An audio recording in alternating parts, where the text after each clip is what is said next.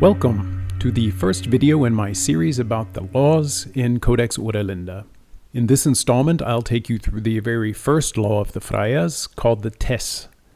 The laws are contained in the first part of Codex Oera Linda, called the Book of the Adela Followers.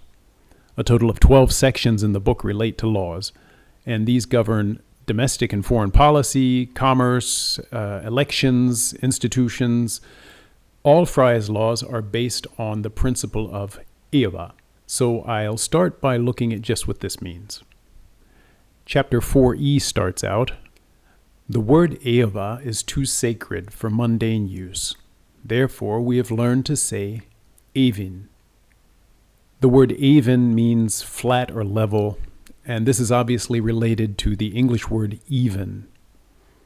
The text continues, "Eva refers to the rules that are imprinted equally upon the hearts of all people, in order that they may know what is right and what is wrong, and by which they are able to judge their own deeds and those of others."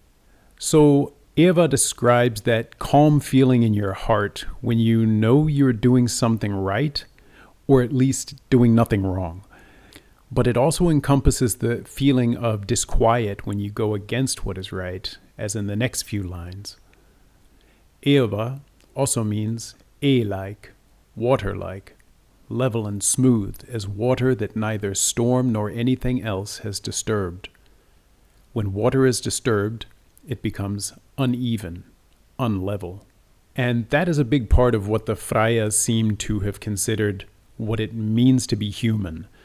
The innate ability given by God, or Vralda as he's named in Codex Oera Linda, to know what is right and what is not right, and to live according to rules of conduct that protect individuals and society based on this eternal principle. Frya's Tess, spelled Tex, was the first codification of the Eva and is introduced at the end of chapter 2e. I'll read again. "Wise Frya, when she had raised her children to the 7th generation, she summoned them all to Fleland and gave them her Tess, saying, 'Let this be your guide, so that it shall never go ill with you.'" In fact, this was Frya's very last act on earth. Once she had promulgated her law, she was swallowed up by a fissure in the ground, as it reads further. "Exalted Frya, when she had spoken, earth throbbed like Vralda's sea. Fleland's surface sank beneath her feet. The sky turned black and rain fell ceaselessly. And when her children looked to see their mother, she was already on her watchstar. But finally, thunder spoke from the clouds and lightning scrawled upon the firmament. Watch."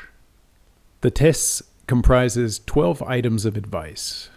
Notice that the 12 items are presented as counsel or advice rather than prohibitions or obligations.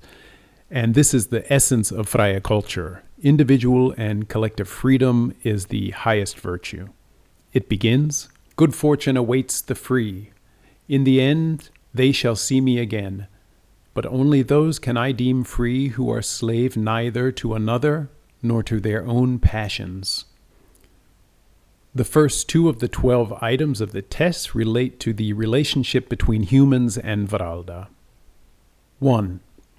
When great is the need, and good counsel and good deed have proven futile, then call upon the spirit of Vralda. But you must not call upon him before everything has been tried, for I tell you with good reason, and time shall prove, those who lack courage shall always collapse under the burden of their own suffering. 2. One may offer up to Vralda's spirit only kneeling thanks, yea, thricefold, for the gifts you have received from him, for what you now have, and for the hope of guidance in troubled times. The translation of this second piece of advice has been the source of some debate because a degree of interpretation is necessary. Jan Ott and I have settled on the translation, "One may offer up to Vralda's spirit only kneeling thanks," while the very first English translator, William Sandbach, renders it, "To Vralda's spirit only shall you bend the knee in gratitude." The original Frya's, meanwhile, goes like this. Varaldas gost me meneleina knibukjanda tonktuja. The crux here is the position of the word alena, meaning alone. For the Sandbach version to be unequivocally correct, it would have to come before the verb, may. And while his interpretation is plausible, there is still a third possible translation, that one may only give thanks to Varalda on bended knee, meaning rather than standing, for instance. We settled on the most grammatically accurate as well as plausible solution from the point of view of individual freedom, namely that Varalda will accept only knee-bending thanks and no other offerings, such as burnt meat or other blood sacrifices. Please like and subscribe if you haven't, so more people can learn about the existence of Codex Oera Linda and join in the conversation. The next 3 items of the Tess refer to the relationships between people. 3. You have seen how readily I lent my help. Do the same for your kinsmen, but do not wait until you have been asked.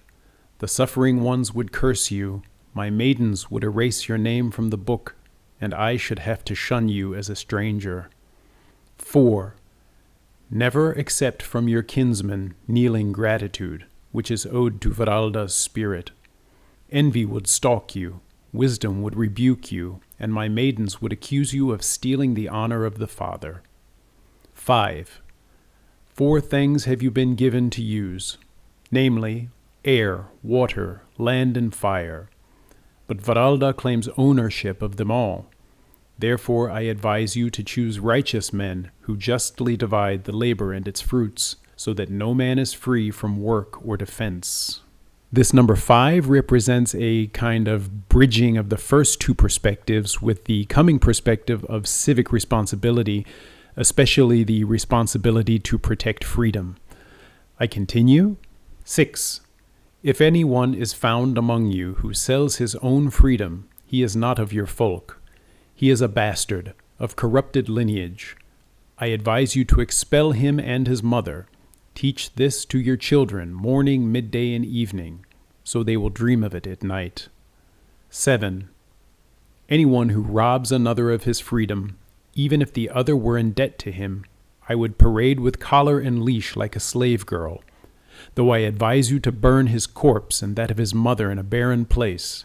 Thereafter, bury their ashes 50 feet deep, so not a single blade of grass might grow upon them, for such grass would kill your most precious animals. I'm not sure how literally this is meant to be taken, but it may have been enforced more or less strictly based on societal circumstances at any given time. In the latter section, 4 more pieces of advice about relationships with outsiders, meaning those not of the Frya culture, are followed by 1 paragraph that not only appoints Frya's successor to the role of mother to her offspring, but establishes the first institution of government in the office of folksmother. 8. Never assault the folk either of Lyda or of Finda. Varalda would help them, so that your violence would return upon your own heads. 9.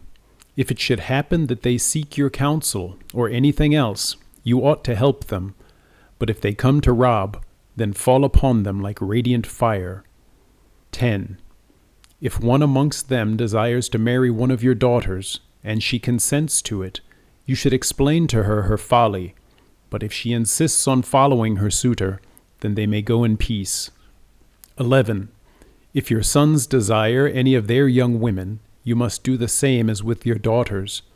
But neither the one nor the other may ever return, for they would bring back foreign morals and habits, and the moment these took hold amongst you, I could no longer watch over you. Lyda and Finda were the sisters of Frya and the mothers of the 2 other main branches of humanity as understood in Codex Oera Linda. Although the sisters were all daughters of the same parents, namely Earth and Time, and their children all share the same father, namely Varalda, the methods of upbringing were so unique to each group that banishment was used to ensure that ways of life didn't interfere with each other. Now we come to the 12th and final item of Frya's Tess. As I said, it establishes the first institution of government, the folksmother, whose job it was to watch over the eternal flame with her maidens. And if this reminds you of the Greek goddess Hestia and the Vestal Virgins, you would be correct. I won't explore the question of which came first and who is based on whom. Just note that in Frya culture, Festa is not a goddess, but a living servant of her people. 12. Upon my maid Festa I have fastened my hope. Therefore you must make her your honorary mother. If you follow my advice, then she should remain my maid, and all devout maidens who come after her. Then the lamp that I have lit for you shall never be extinguished. Its light will forever illuminate your minds, and you shall remain as free from domination as your sweet rivers are free from the brine of the endless sea.